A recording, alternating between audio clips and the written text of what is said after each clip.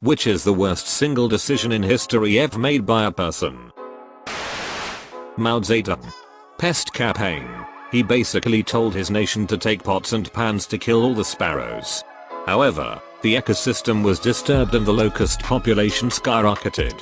Seeds. He thought that planting seeds 1 meter in the ground would result in greater roots and better harvest. He also thought that putting tons of seeds in one compact area would cause a better harvest. All the seeds died, however. Around 30 million or so died from famine under his rule. Hey. Look at the other nations industrializing. Let's smelt all our metal to build better infrastructure. What? It creates pig iron, which is super unstable and impure, therefore being ultimately useless? Oops, Mao. My great-great-grandfather, a carpenter, did some work for a poor painter in the neighborhood. The painter had no money, so he offered either a bottle of wine or a painting. My great-great-grandfather chose the wine. The painter was Edvard Munch, and the painting would have been worth millions upon millions today, or even just a few decades later, if translated to today's money. The Donner Party of 90 pioneers choosing to take a shortcut when heading west from Illinois to California in 1846. Said shortcut led to them getting trapped in the Sierra Nevada mountains and resorting to cannibalism. This error was compounded by an even more foolish decision. The Donner Party shot at Native Americans trying to bring them a deer to eat after the Native Americans saw the party starving to death. Maybe not the worst, but maybe Ronald Wayne. He was a co-founder of Apple along with Steve Jobs and Steve Wozniak in 1976. Just 12 days after forming the company, he sold his shares for $800. He owned 10% of the company, which would be worth around $80 billion today. Eastman Kodak deciding not to go forward with their own newly invented digital cameras and instead sticking with film because it made them so much money at the time. Hong Xiuquan declared the typing rebellion after he had a nervous breakdown from failing the imperial examinations. He proclaimed that he was the brother of Jesus Christ. 20-30 million people died. How about the guy who bought 20,000 Albanian slaves, brought them to Cairo, trained them to be the greatest warriors of their time, and then got overthrown by said slave warriors because they were so well trained? Alan Savory, the ecologist who killed 40,000 elephants because it was believed that grazing was causing the desertification of Africa, only to find out later that elephants were essential to prevent desertification. The decision by the Scottish to invade England during Black Death must be up there.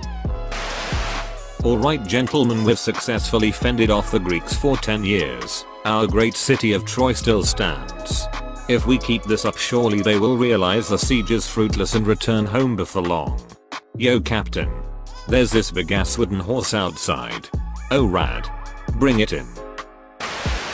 Hey, let's create a coffee machine that uses a single-use plastic cup for every cup of coffee or tea. How bad can the trash from that really be? I actually read that the creator of the K-Cup, John Sylvan, regrets inventing the pod system. Alcibiades was considered a traitor in Athens for leading his men to death. A traitor in Sparta because he got the queen to cheat on the king with him, and a traitor in Persia after including them in a war. Edit. So I did a little bit of info, and the switching sides and stealing statues dicks are also true. Radcliffe Line. The process to divide India and Pakistan boundary in 1947 was done hastily and without major considerations to local populace religion. Radcliffe was not a geography guy and majorly messed up the process. Millions died. I'd say the partition of the Levant, Middle East, was way worse. Arbitrarily drawn by people who knew nothing about the region. I once read something similar to, when you see a straight border, you can assume it was drawn by someone not living there. Kaiser Wilhelm II firing Otto von Bismarck. Bismarck had a plan. He always has a plan. But not when an incompetent Kaiser boots him out of his means of putting his plans into action. Bismarck had everything set up perfectly, but Wilhelm II decided to f*** up everything he had set up, and got into World War I for it. Not the worst in the world, but apparently my family owned a little town west of Kent, UK. My great-great-great-grandfather got blasted one night and gambled it all away. I feel your pain. My grandfather was a Vietnamese millionaire but didn't have the time to teach my parents how to run our businesses before he died, so we lost all our money. Well, having just watched Chernobyl. Maybe the worst business decision ever made was by Xerox with their Alto computer.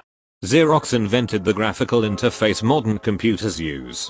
Desktop, folders, copy-paste, etc. They basically invented the modern computer in the 70s. But the problem was, the people in charge at the time were businessmen without any technical knowledge, so they didn't realize what they had. They did nothing with it and gave it away to universities and showed other companies.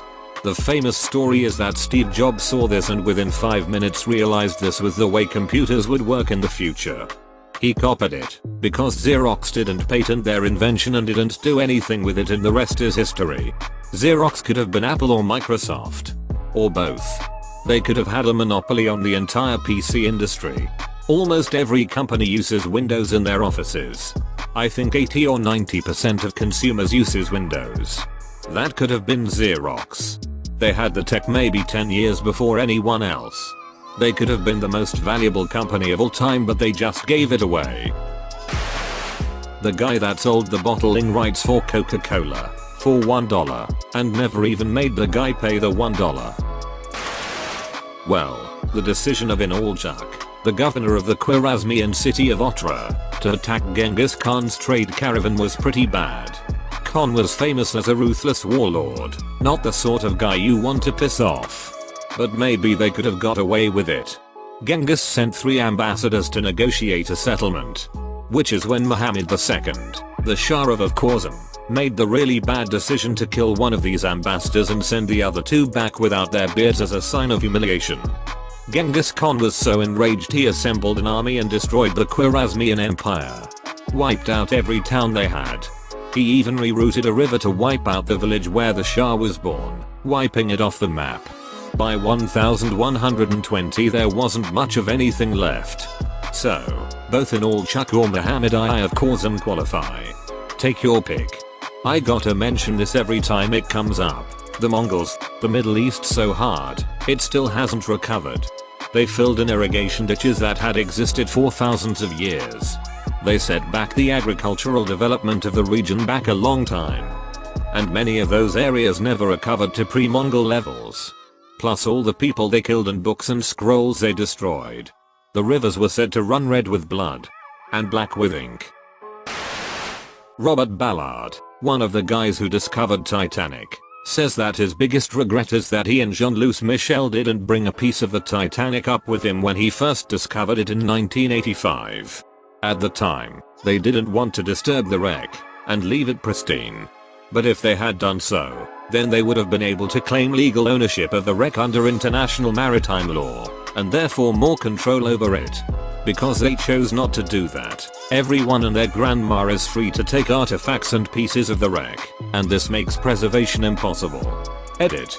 A fair number of people have been asking this in the comments, so instead of replying to everyone individually, I thought I'd put this in as an edit. And thanks to the commenters who helped explain this.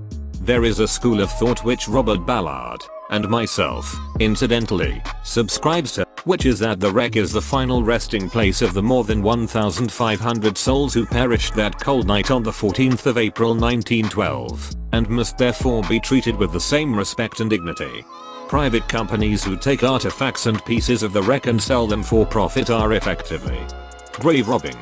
And while the wreck is gradually deteriorating into nothing, the argument is that this doesn't matter, it's just nature taking its course. Of course, there is the argument that removing certain artifacts from the wreck and putting them in a museum is conducive to both the public good and the memory of the victims. I don't have a problem with that, personally, and I can't speak for Robert Ballard. But I do have a problem with the commercial scavengers taking pieces up to sell them. My understanding is that if he and his team were the registered owners of the wreck, he would have a claim to anything taken from the wreck and sold for profit, which would potentially deter people. Now You See Me sequel not being called Now You Don't. That's all for today's video. Hope you guys liked it. If you liked the video, subscribe. If you want to support the channel, the best thing you can do is simply watch the videos. But if you really want to see the channel thrive, subscribe, like, comment, add to favorites, add to playlist, and share with friends. Don't forget to follow me on Instagram at Reddit and Insta. Thank you guys so much, and I will see you with tomorrow's upload.